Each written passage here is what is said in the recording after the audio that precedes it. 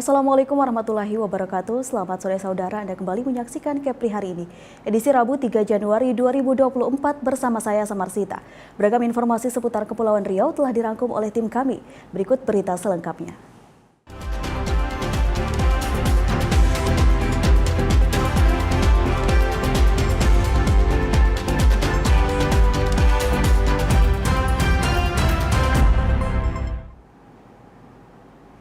Kita masuk ke informasi yang pertama. Badan Pengawasan Pemilihan Umum atau Bawaslu Kepulauan Anambas bersama Satuan Polisi Pamong Praja Kabupaten Kepulauan Anambas tertibkan alat peraga kampanye atau APK yang melanggar surat keputusan Komisi Pemilihan Umum Kepulauan Anambas nomor 176 tahun 2023 tentang zonasi pemasangan APK. Komisioner Bawaslu Kepulauan Anambas, Novelino, membenarkan bahwa hari ini kegiatan dilaksanakan di seluruh kecamatan dan desa di Kepulauan Anambas. Nantinya kegiatan penertiban APK tersebut akan berakhir pada hari Sabtu, mengingat rentan kendali untuk menuju ke titik lokasi pemasangan APK yang cukup ekstrim seperti Siantan FI Kecamatan Selatan. Untuk di ibu kota kabupaten sendiri, pihaknya melaksanakan penertiban di 3 titik, yaitu Desa Tarempa Barat, Desa Sri Tanjung, dan Kelurahan Tarempa. Penertiban kali ini untuk jumlah keseluruhan belum diketahui, namun untuk di wilayah ibu kota Kabupaten Kepulauan Anambas, sekitar 40 lebih APK diamankan dan ditertibkan oleh Bawaslu dan Satpol PP.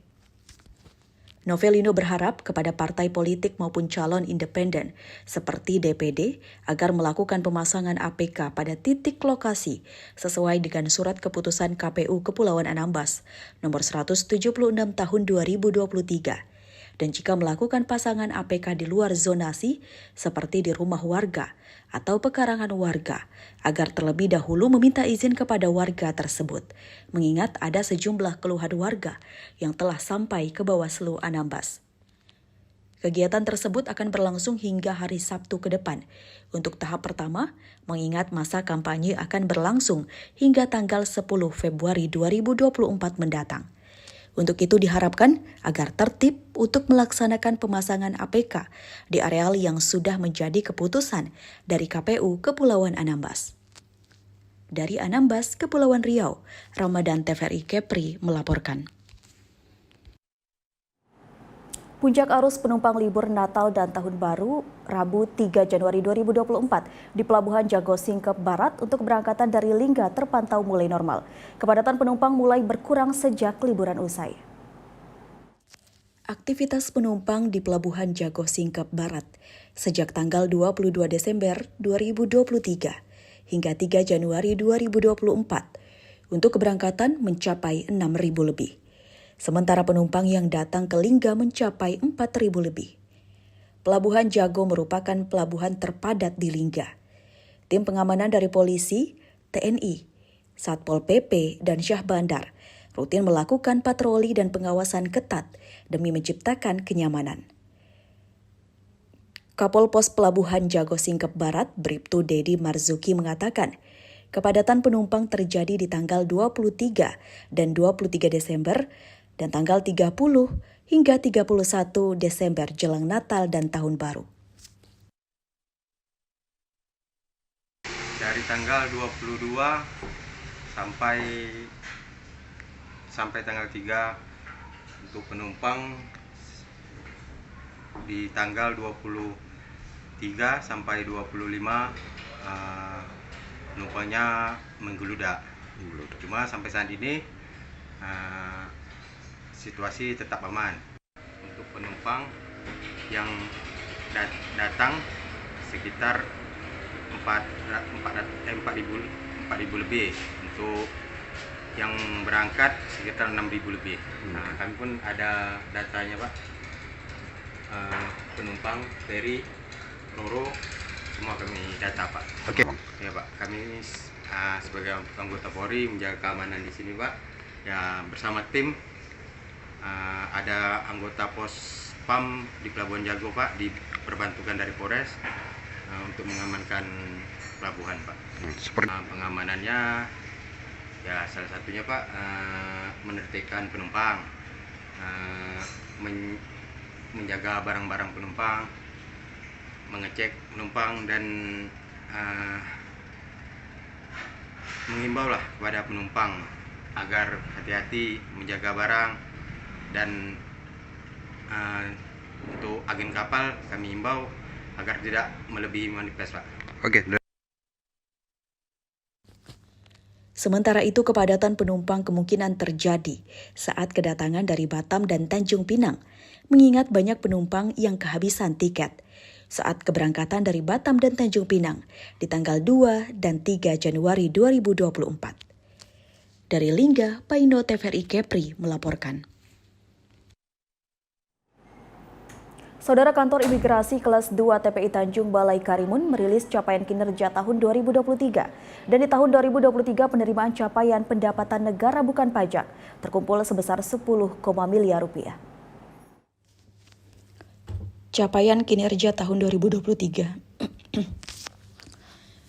Capaian kinerja tahun 2023 Kantor Imigrasi Kelas 2 TPI Tanjung Balai Karimun terus mengalami peningkatan.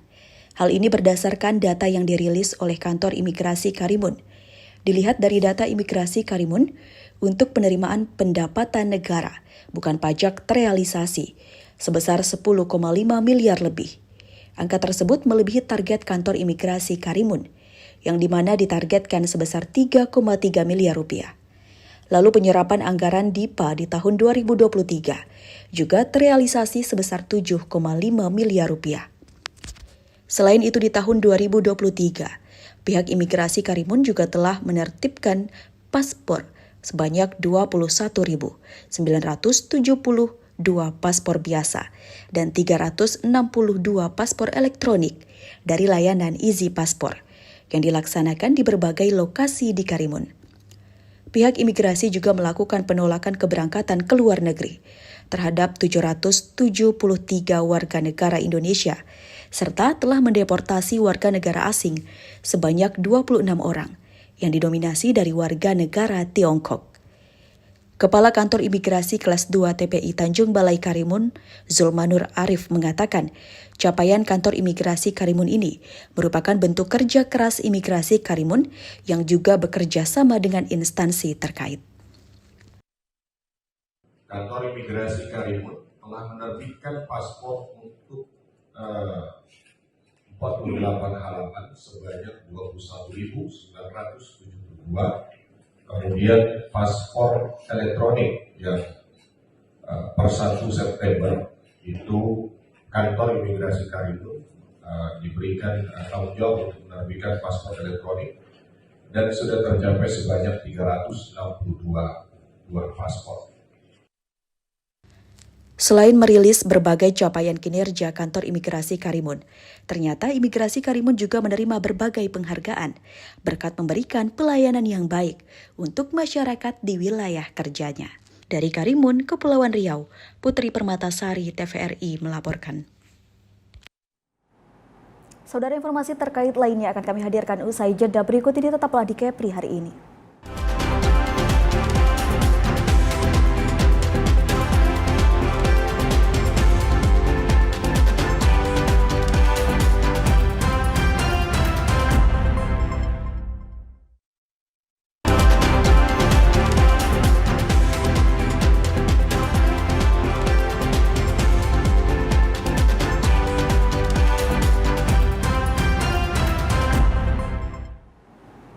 Terima kasih saudara, Anda masih bersama kami di Kepri hari ini. Saudara, lahan di Kabupaten Lingga masih banyak yang kosong dan banyak yang belum dimanfaatkan sebagai lahan pertanian. Petani asal kota Batam nekat berimigrasi ke Lingga menjadi petani cabai merah mendulang cuan di tanah rantau. Adalah Budiman atau dikenal dengan sebutan Bud Cabe. Pria asal Lampung yang sukses menjadi petani di Batam selama belasan tahun. Nekat hijrah ke Kabupaten Lingga menjadi petani cabai merah, memanfaatkan lahan kosong. Di lahan kosong seluas hampir 1 hektar di Desa Batu Kacang Lingga, dirinya menanam 6.000 batang cabai merah, dibantu 1 orang pekerja. Kondisi tanah yang subur dan dibantu pupuk kandang. Dipanen perdananya diperkirakan mencapai 6 ton dengan harga jual per kilo Rp60.000. Petani cabai Dabok Singkep Budiman mengatakan, awalnya berani hijrah ke Lingga dari Batam, melihat kontur tanahnya yang diyakini sangat cocok untuk pertanian hortikultura. Awalnya memang saya dari Batam pindah ke Dabok ini karena nengok potensi di Dabok memang cocok sebenarnya untuk tanaman pangan hortikultura. Cocok untuk tanaman cabai itu sangat cocok. Dan ku tengok harga di sini memang sangat lumayan tinggi. Sehingga di Dabok ini sebenarnya sangat cocok untuk bercocok tanam. Untuk pasaran kalau kita skala di Dabok itu cukup. Cuman kalau kita skala besar kita harus ekspor ke Batam. Nah, kayak sekarang ini kita ini kan harus ekspor ke Batam. Ini sebenarnya tanaman ini cuma sekitar kurang lebih 6.000. Kalau setengah hektar itu 10.000. Ini cuma 6.000 saya tanam. Nggak nyampe setengah hektar. Kalau planning saya kemarin sambil saya di sini sambil jualan benih. Sebenarnya di lahan di dalam ada, tapi saya sengaja ke sini itu jualan benih sambil bercocok tanam.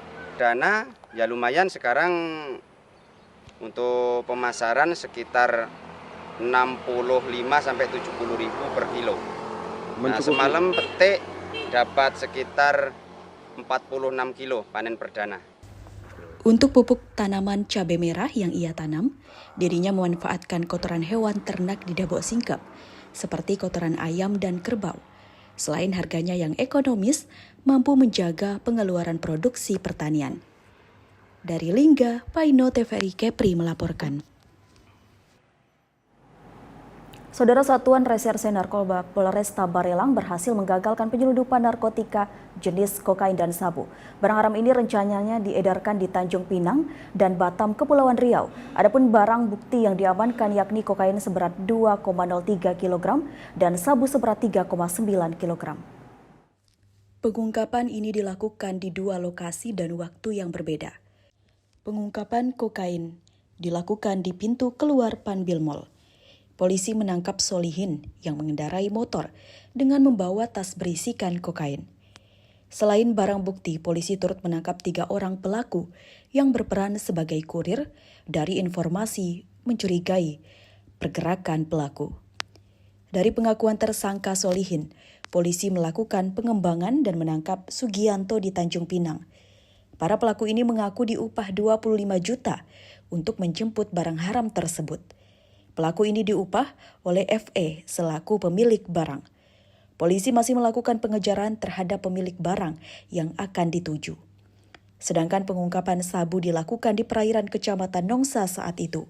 Polisi menangkap Muklis yang tengah berlayar menggunakan speedboat dari Malaysia dengan tujuan Batam. Pelaku ini menjemput ke pelabuhan Situlang, Malaysia dan diupah 10 juta untuk mengantarkan ke Batam. Kapolresta Barelang juga mengatakan, polisi akan terus menindak peredaran narkotika di Batam, bahkan menginstruksikan anggotanya untuk menembak para pelaku yang mencoba melarikan diri atau melakukan perlawanan.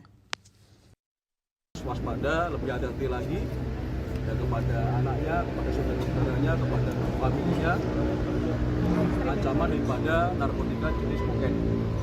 Ini terus kita kembangkan ya, untuk tersangka berhasil kita amankan 2 orang, termasuk pemesannya di Tanjung Pinang kita amankan, dan ada 1 DPO yang pemesannya yang masih kita kejar. Atas perbuatan tersangka dijerat pasal 114 ayat 2 JO, pasal 112 ayat 2 Undang-Undang RI nomor 35 tahun 2009 tentang narkotika dengan ancaman hukuman maksimal penjara seumur hidup. Rizky Kurniawan, TVRI melaporkan dari Batam, Kepulauan Riau. Saudara, pada hari yang penuh berkah ini, umat lintas agama berkumpul bersama untuk merayakan Hari Amal Bakti dengan penuh syukur dan doa. Acara yang diadakan di lapangan kantor wilayah Kementerian Agama Provinsi Kepulauan Riau ini menjadi momentum penting untuk menyatukan hati dalam semangat kebersamaan dan kemanusiaan. Hari Amal Bakti menjadi wadah bagi umat berbagai agama untuk bersatu dalam kebersamaan. Tanpa memandang perbedaan keyakinan, Acara ini diisi dengan berbagai kegiatan positif yang menggambarkan semangat gotong royong dan persatuan di tengah-tengah masyarakat. Kemudian dilanjutkan dengan membaca doa-doa syukur atas berkah yang diberikan kepada mereka dari berbagai agama. Hal ini menciptakan aura kebersamaan yang erat dan menunjukkan bahwa meskipun berbeda keyakinan, kita semua adalah bagian dari satu keluarga besar manusia. Salah satu momen puncak acara adalah saat doa bersama dilakukan. Umat lintas agama berkumpul dalam satu ruang untuk bersama-sama memohon keberkahan, kesejahteraan, dan perdamaian bagi seluruh umat manusia. Doa bersama ini mencerminkan semangat kebersamaan dan keinginan untuk hidup berdampingan dengan damai tanpa memandang perbedaan. Acara ini tidak hanya menjadi ajang syukuran dan doa bersama, tetapi juga menjadi landasan untuk membangun jembatan kebersamaan di tengah-tengah masyarakat yang beragam. Semangat gotong royong, toleransi, dan rasa syukur yang tercipta melalui acara ini diharapkan dapat terus menginspirasi dan membawa dampak positif dalam kehidupan sehari-hari. Dari Tanjung Pinang, Isdi dan Abdul, TVRI Kepri melaporkan. Saudara, informasi lainnya akan kami hadirkan usai jeda berikut ini, tetaplah di Kepri hari ini.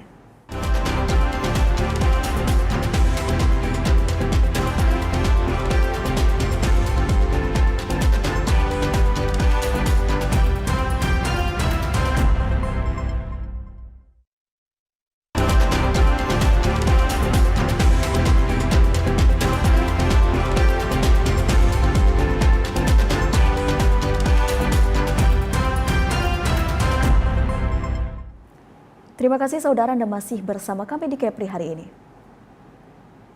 Saudara, Kapolresta Barelang, Wakapolresta dan Kasatres Narkoba beserta anggota menerima piagam penghargaan dari Ketua DPRD Batam atas pengungkapan narkotika jenis kokain dan sabu di Kota Batam.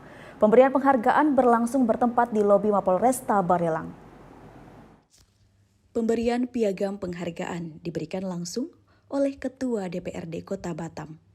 Pemberian piagam penghargaan ini bertepatan pada saat konferensi pers ungkap tersangka peredaran gelap narkotika jenis sabu seberat hampir 3.962,58 gram dan kokain 2.037 gram. Ketua DPRD Batam Nurianto mengatakan atas nama Kota Batam mewakili pimpinan atas memberikan apresiasi atas keberhasilan dan kesuksesan penangkapan pelaku pengedaran narkotika kokain dan sabu di Kota Batam. Ini artinya Kapolresta Barelang melalui jajaran Satres Narkoba Polresta Barelang tidak tinggal diam atas peredaran gelap narkotika di Kota Batam. Selalu cepat tanggap jika mendengar informasi pengedaran narkoba dari masyarakat. Untuk itu kami beri apresiasi dan memberikan penghargaan. Semoga menjadi motivasi bagi Polresta Barelang dan jajaran. Kapolresta Barelang mengungkapkan terima kasih, mengapresiasi apa yang telah diberikan oleh Ketua DPRD Batam dalam rangka pemberian penghargaan atas pencapaian pengungkapan narkotika oleh Satres Narkoba Polresta Barelang. Semoga dapat memotivasi seluruh anggota Satres Narkoba Polresta Barelang dalam penegakan hukum, karena kita tidak bisa kerja sendiri tanpa ada bantuan dari masyarakat, terutama dalam pemberantasan narkotika. Jadi saya menghimbau apabila masyarakat mengetahui adanya peredaran narkoba, bandara maupun pemakai di wilayah, silakan diinformasikan ke Polresta Barelang. Rizky Kurniawan, TVRI melaporkan dari Batam, Kepulauan Riau. Saudara, Komisi Pemilihan Umum Daerah atau KPUD Lingga kesulitan melakukan perekrutan petugas KPPS di 2 dapil. Sulitnya mencari SDM di tingkat KPPS ini membuat KPUD turun dan membujuk warga di 2 dapil tersebut.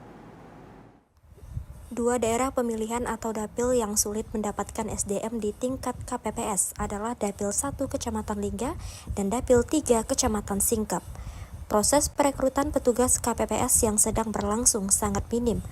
Pendaftar bahkan tidak memenuhi jumlah kuota yang diinginkan. Di mana di Dapil 1 Kecamatan Lingga terdapat 41 TPS dan Dapil 3 Kecamatan Singkep terdapat 84 TPS. sedangkan masing-masing tempat pemungutan suara atau TPS terisi masing-masing sebanyak 7 orang petugas KPPS. Ketua KPUD Lingga Ardi Aulia mengatakan upaya terus dilakukan KPUD Lingga untuk mempermudah perekrutan petugas KPPS dan tetap mengedepankan prosedur perekrutan. Hari ini kita juga memiliki beberapa kendala dalam perekrutan petugas untuk KPPS. Namun tentu kita terus melakukan upaya-upaya ya untuk memudahkan proses perekrutan ini berjalan, namun tetap mengedepankan prosedurnya terlaksana dan kapasitas SDM yang kita rekrut sesuai dengan kebutuhan. Seperti di Dabu Singkep juga kita masih mengalami kekurangan untuk petugas KPPS. Kemudian di beberapa daerah lain, di Daik juga ada masih beberapa TPS. Namun apabila nanti fase penunjukan kita laksanakan, mungkin kita optimis semua kebutuhan ini terpenuhi. Hari ini memang bebannya adalah bagaimana setiap KPPS dituntut untuk bisa melengkapi berkasnya sebagaimana prosedur. Yang mana di situ juga ada surat kesehatan, ada syarat pendidikan minimal, juga memastikan betul bahwa dia sehat secara fisik untuk melaksanakan beban tugas sebagai KPPS yang cukup berat pada pemilu 2024 ini. Kita butuhkan sebanyak 2.499 dari TPS, yang mana nanti itu akan ditempatkan untuk 357 TPS. Setiap TPS butuh 7 petugas. Sementara itu, syarat untuk menjadi petugas KPPS yaitu warga negara Indonesia berusia 17 tahun, maksimal 55 tahun, setia kepada Pancasila dan Undang-Undang Dasar 1945, tidak bergabung dalam partai politik, pendidikan tinggi, rendah sekolah menengah atas, bebas narkoba, serta berdomisili dalam wilayah KPPS. Dari Lingga, Paindo TVRI Kepri melaporkan. Saudara, informasi terkait lainnya akan kami hadirkan usai jeda berikut ini. Tetaplah di Kepri hari ini.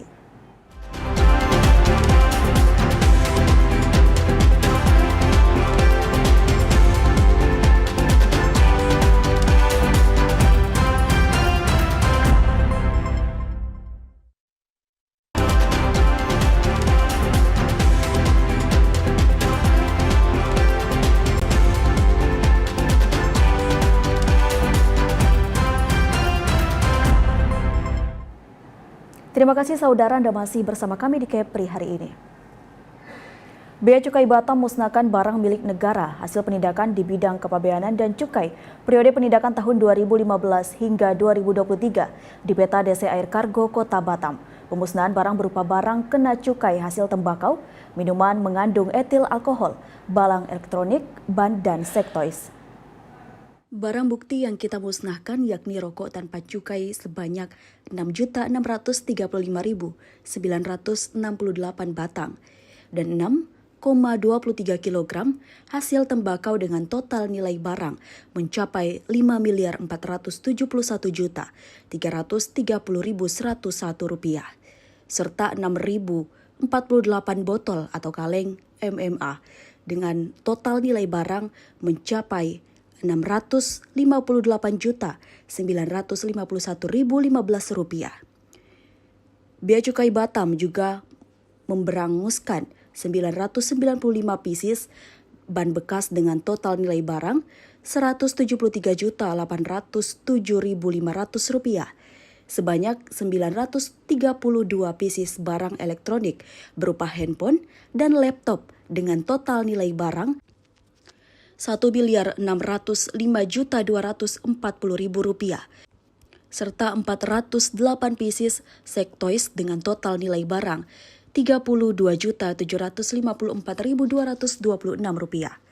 Pemusnahan barang milik negara tersebut dilakukan sebagai bentuk komitmen Bea Cukai Batam dalam melindungi masyarakat dari barang-barang ilegal dan berbahaya.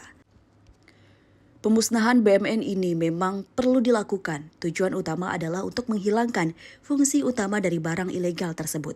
Karena barang ini merupakan barang yang dilarang dan dibatasi, serta tidak dapat digunakan atau dimanfaatkan kembali. Pemusnahan atau BMN hasil penindakan dilakukan sesuai dengan peraturan perundang-undangan yang berlaku dengan pasal 33 PMK 178 tahun 2019 bahwa BMN dimusnahkan dalam hal tidak dapat digunakan, tidak dapat dimanfaatkan, tidak dapat dihibahkan, tidak mempunyai nilai ekonomis, dilarang diekspor atau impor. Saudara, 7 tahun beroperasi Pelabuhan Roro di Desa Penari Lingga.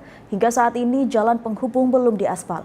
Kondisi ini membuat pengendara kesulitan menuju Pelabuhan Roro, apalagi saat musim hujan tiba. Akses jalan utama di Pelabuhan Roro Penarik Lingga yang menghubungkan Desa Penarik dengan ibu kota Dai Lingga. Sejak beroperasinya Pelabuhan Roro, terdapat sepanjang 600 meter jalan masih berupa jalan tanah. Kondisi ini sangat menyulitkan kendaraan yang melintas, baik roda 2, roda 4, dan kendaraan angkutan berat. Bahkan sudah banyak terdapat kasus kendaraan berat terbalik akibat licinnya jalan tersebut di saat hujan. Kepala Dinas Perhubungan Lingga, Henry F. Rizal, mengatakan, Dinas Perhubungan Lingga sudah usulkan ke pemerintah Provinsi Kepulauan Riau dan berharap secepatnya jalan tersebut diaspal agar akses semakin mudah. Sampai hari ini juga kita sudah berkoordinasi dengan kawan-kawan provinsi, kemudian itu mungkin ya bukan tupoksi kita, tapi kita tetap memperhatikan jalan itu yang sampai hari ini luar biasa. Berharap dengan sangatlah untuk provinsi melalui PU provinsi ya dalam ini kapasitasnya untuk melaksanakan perbaikan atau pembangunan jalan menuju Pelabuhan Roro Penari itu. Lebih kurang 600-700 itu. Kalau dari hasil pantauan jalannya ketika hujan lebat memang parah sekali. Bahkan ada insiden sedikit, kemudian ada juga kemarin. Sedangkan sebelum diperbaiki, sebelum hujan seperti ini juga sudah ada beberapa orang yang jatuh di sekitaran jalan itu. Harus diperbaiki dan itu bersifatnya memang urgent, sangat-sangat urgent. Karena memang ada keluhan dari masyarakat. Kemudian ada beberapa kawan-kawan kita juga yang mengalami dari ekspedisi juga mengeluh dengan keberadaan jalan hari ini. Belum diaspalnya jalan utama menuju Pelabuhan Roro Penarik yang tinggal berjarak 600 meter. Posisi jalan yang berada di bukit membuat jalan rawan kecelakaan lalu lintas, baik itu saat turunan maupun saat menanjak bukit. Selain licin, jalanan banyak yang berlubang. Dari Lingga, Paino TVRI Kepri melaporkan. Saudara, informasi tadi sekaligus menutup jumpa kita pada edisi kali ini. Serta jangan lupa saksikan Kepri hari ini setiap harinya pukul 16 waktu Indonesia Barat. Saatnya saya Samarsita mewakili segenap kru yang bertugas mohon pamit. Wassalamualaikum warahmatullahi wabarakatuh dan sampai jumpa.